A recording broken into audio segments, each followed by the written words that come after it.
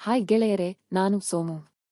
ನಮ್ಮೂರಿನ ಪಶ್ಚಿಮಕ್ಕೆ ಹರಿಯುವ ನದಿ, ಅದರ ಪಕ್ಕದ ತೆಂಗಿನ ತೋಟಗಳು ಮತ್ತು ಹಸಿರಾದ ಗದ್ದೆಗಳು ಮನಸ್ಸಿಗೆ ನೆಮ್ಮದಿ ನೀಡುತ್ತವೆ. ಇಂತಹ ಸುಂದರ ವಾತಾವರಣದ ನಡುವೆ ನಡೆದ ಒಂದು ಕುತೂಹಲಕಾರಿ ಘಟನೆಯನ್ನು ನಾನು ಇಂದು ನಿಮಗೆ ಹೇಳುತ್ತೇನೆ. ನಮ್ಮ ತೋಟದ ಪಕ್ಕದ ಮನೆಯಲ್ಲಿ ಒಬ್ಬಾಕೆ ಇದ್ದಳು. ಅವಳು ನೋಡಲು ಬಹಳ ಗಂಭೀರ ಸ್ವಭಾವದವಳು. ವಯಸ್ಸು ಸುಮಾರು 40 ದಾಟಿರಬಹುದು. ಅವಳ ಮನೆಯಲ್ಲಿ ಪತಿ ಮತ್ತು ಮಕ್ಕಳು ಎಲ್ಲರೂ ಇದ್ದರು. ಆದರೆ ಅವಳ ಪತಿ ಮಾತ್ರ ಯಾವಾಗಲೂ ಕುಡಿತದ ಅಮಲಿನಲ್ಲಿ ಬಿದ್ದು ಸಣ್ಣ ಪುಟ್ಟ ವಿಚಾರಕ್ಕೂ ರಂಪಾಟ ಮಾಡುತ್ತಿದ್ದ. ಅವಳು ಅವನ ಪತ್ನಿಯಾಗಿದ್ದರೂ ಅವರಿಬ್ಬರ ನಡುವೆ ಸುಮಾರು 15 ವರ್ಷಗಳ ವಯಸ್ಸಿನ ಅಂತರವಿತ್ತು. ಅವನು ದಿನವಿಡೀ ಕುಡಿದು ಬಂದು ಮನೆಯಲ್ಲಿ ಕಿರುಚಾಡುತ್ತಿದ್ದ. ಅವಳನ್ನು ಗೌರವದಿಂದ ನಡೆಸಿಕೊಳ್ಳುತ್ತಿರಲಿಲ್ಲ. ಆದರೆ ಕಳೆದ ಕೆಲವು ತಿಂಗಳುಗಳಿಂದ ಒಂದು ಬದಲಾವಣೆ ಕಂಡುಬಂತು. ದಿನಾಲೂ ನಡೆಯುತ್ತಿದ್ದ ಜಗಳಗಳು ದಿಢೀರನೆ ನಿಂತು ಹೋಗಿದ್ದವು. ಮೊದಲೆಲ್ಲ ಅವನು ರಗಳೆ ಮಾಡಿದಾಗ ಇವಳು ಅಳುತ್ತಾ ನಮ್ಮ ಮನೆಗೆ ಬಂದು ಆಶ್ರಯ ಪಡೆಯುತ್ತಿದ್ದಳು. ಆ ಕುಡುಕ ಪತಿ ನಮ್ಮ ಮನೆಯ ಮುಂದೆ ಬಂದು ಕೂಡ ಕೂಗಾಡುತ್ತಿದ್ದ. ಇದರಿಂದ ನಮಗೂ ಕಿರಿಕಿರಿ ಉಂಟಾಗುತ್ತಿತ್ತು. ಆದರೆ ಈ ಕಳೆದ 6 ತಿಂಗಳಿನಿಂದ ಅವಳ ನಡವಳಿಕೆಯಲ್ಲಿ ಮತ್ತು ಮನೆಯ ಪರಿಸ್ಥಿತಿಯಲ್ಲಿ ಒಂದು ನಿಗೂಢ ಶಾಂತಿ ನೆಲೆಸಿತ್ತು. ಇದು ಹೇಗೆ ಸಾಧ್ಯವಾಯಿತು ಎಂದು ತಿಳಿಯಲು ನಾನು ಕುತೂಹಲದಿಂದ ಗಮನಿಸಲು ಶುರು ಮಾಡಿದೆ. ನಮ್ಮ ತೋಟದಲ್ಲಿ ಕೆಲಸ ಮಾಡುವ ಶಿವಪ್ಪ ಎಂಬ ಕಾರ್ಮಿಕ ಯಾವಾಗಲೂ ಅವಳ ಜೊತೆ ಹೆಚ್ಚು ಸಲಿಗೆಯಿಂದ ಮಾತನಾಡುತ್ತಿರುವುದು ನನ್ನ ಕಣ್ಣಿಗೆ ಬಿತ್ತು. ಅವಳು ಎಲ್ಲಿ ಕೆಲಸಕ್ಕೆ ಹೋದರೂ ಶಿವಪ್ಪ ಅಲ್ಲಿಯೇ ಇರುತ್ತಿದ್ದ. ನಮ್ಮ ತೋಟವು 2 ಭಾಗಗಳಾಗಿತ್ತು, ಒಂದು ತಗ್ಗಿನ ಪ್ರದೇಶ ಮತ್ತು ಇನ್ನೊಂದು ಎತ್ತರದ ಪ್ರದೇಶ.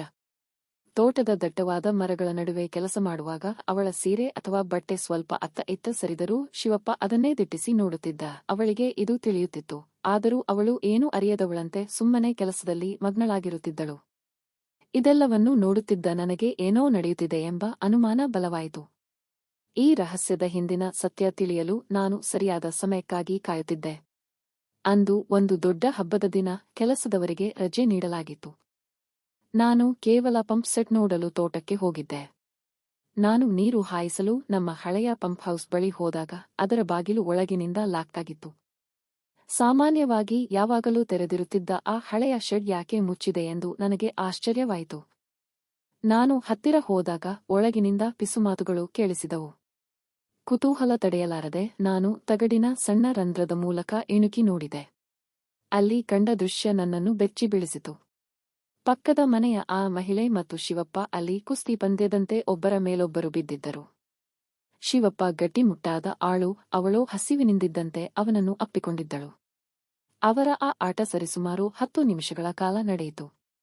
ನಾನು ಇದೆಲ್ಲ ನನಗೇಕೆ ಎಂದು ಅಲ್ಲಿಂದ ಸದ್ದಿಲ್ಲದೆ ಸರಿದು ಮರಳಿ ಬಂದೆ. ಅಂದು ಹಬ್ಬವಿದ್ದರೂ ನನ್ನ ಮನಸ್ಸು ಶಾಂತವಾಗಿರಲಿಲ್ಲ. ಅಂದು ಮಾಡಿದ ಕೆಲಸಗಳು ನನಗೆ ನೆಮ್ಮದಿ ನೀಡಲಿಲ್ಲ. ಪದೇ ಪದೇ ಆ ದೃಶ್ಯವೇ ಕಣ್ಣ ಮುಂದೆ ಬರುತ್ತಿತ್ತು. ಮರುದಿನ ಹೊಲಕ್ಕೆ ಹೋದಾಗ ಅವಳು ಏನೂ ಆಗಿಯೇ ಇಲ್ಲ ಎಂಬಂತೆ ಕಸ ತೆಗೆಯುತ್ತಾ ಕುಳಿತಿದ್ದಳು. ಎಲ್ಲರ ಜೊತೆ ಸಹಜವಾಗಿ ಮಾತನಾಡುತ್ತಿದ್ದ ಅವಳ ನಟನೆಯನ್ನು ನೋಡಿ ನನಗೆ ಆಶ್ಚರ್ಯವಾಯಿತು. ಬಹುಶಃ ಮನೆಯಲ್ಲಿ ಪತಿಯಿಂದ ಸಿಗದ ನೆಮ್ಮದಿ ಮತ್ತು ಪ್ರೀತಿ ಅವಳನ್ನು ಈ ದಾರಿ ತುಳಿಯುವಂತೆ ಮಾಡಿರಬಹುದು ಎಂದು ನಾನು ಯೋಚಿಸಿದೆ. ಆದರೆ ಕಳೆದ 6 ತಿಂಗಳಿನಿಂದ ಅವಳಲ್ಲಿದ್ದ ಆ ಶಾಂತಿಯ ರಹಸ್ಯ ಈಗ ನನಗೆ ಪೂರ್ತಿ ಅರ್ಥವಾಗಿತ್ತು. ದಿನ ಕಳೆದಂತೆ ನನಗೂ ಕೂಡ ಒಂದು ರೀತಿಯ ಹಂಬಲ ಶುರುವಾಯಿತು. ವಾತಾವರಣದ ಪ್ರಭಾವವೋ ಏನೋ, ನನಗೂ ಕುಸ್ತಿ ಆಡಬೇಕೆಂಬ ಆಸೆ ಚಿಗುರಿತು. ಅದು ತಪ್ಪು ಎಂದು ತಿಳಿದಿದ್ದರೂ ನನ್ನ ಮನಸ್ಸು ಅದನ್ನು ಒಪ್ಪುತ್ತಿರಲಿಲ್ಲ. ಅವಳ ಬಗೆಗಿನ ನನ್ನ ದೃಷ್ಟಿಕೋನ ಈಗ ಪೂರ್ತಿ ಬದಲಾಗಿತ್ತು.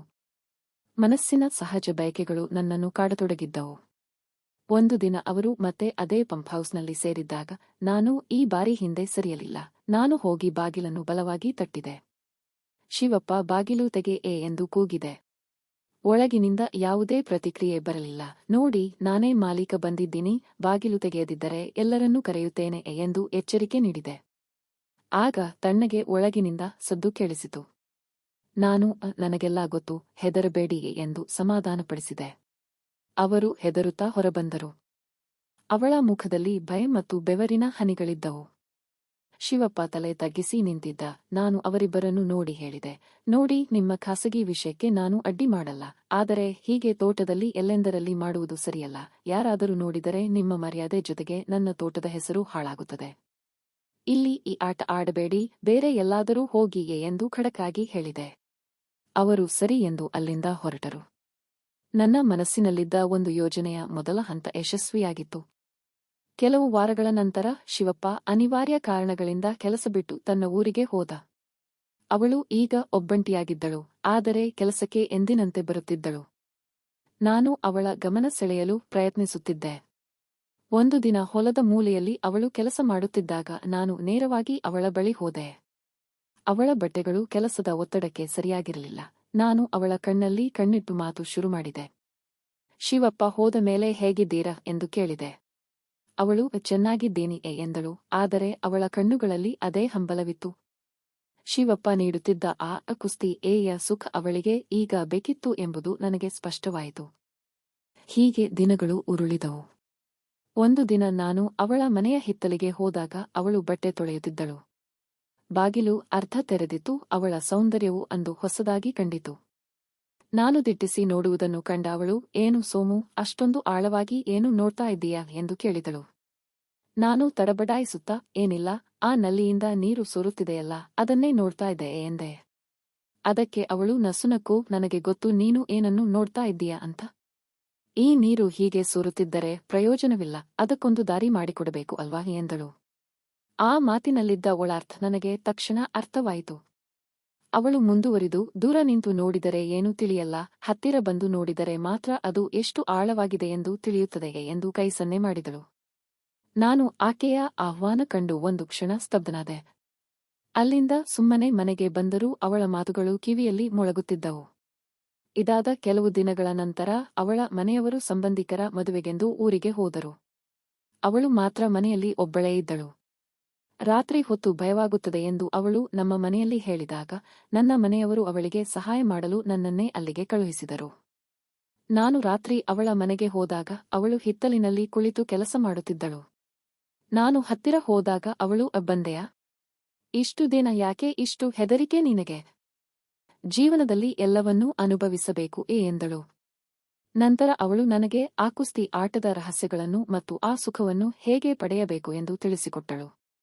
ಅವತ್ತಿನ ರಾತ್ರಿ ನಾವಿಬ್ಬರೂ ಮೊದಲ ಬಾರಿಗೆ ಕುಸ್ತಿ ಆಡಿದೆವು. ಮೊದಮೊದಲು ಆಯಾಸವೆನಿಸಿದರೂ ಆ ಅನುಭವ ವಿಭಿನ್ನವಾಗಿತ್ತು. ಗೆಳೆಯರೇ, ಇದು ಕೇವಲ ಒಂದು ಘಟನೆ. ಇಂತಹ ವಿಷಯಗಳನ್ನು ನಾವು ಕಥೆಯಾಗಿ ಮಾತ್ರ ನೋಡಬೇಕು. ಇಂತಹ ವಿಚಾರಗಳನ್ನು ಜೀವನದಲ್ಲಿ ಅಳವಡಿಸಿಕೊಳ್ಳುವ ಮುನ್ನ ಎಚ್ಚರವಿರಲಿ.